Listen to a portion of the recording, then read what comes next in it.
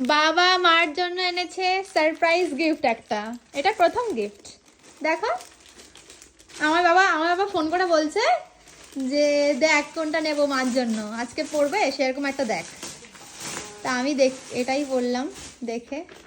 ই বাবা দারুণ শাড়ি আছে তো। হেভি না? হ্যাঁ খোলো, বের করো মা, বের করো। সত্যি তো বাবা চয়েস আছে। হ্যাঁ দেখো কালারটা খুব সুন্দর তো। বাহ সুন্দর হয়েছে শাড়িটা। পরবে মা আজকে?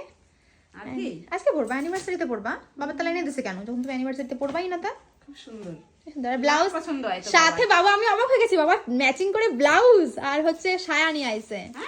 হ্যাঁ আমি বুঝতে পারি নাই। দেখো বাবা এত কিছু আছে। এত কিছু নিয়ে এসছে।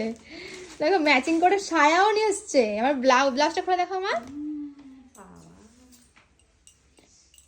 ব্লাউজটা মা একটু ছোট ছোট মনে হচ্ছে, হয়ে যাবে নাকি? হবে মা? যাই হোক ব্লাউজটা কত সুন্দর হয়েছে দেখো।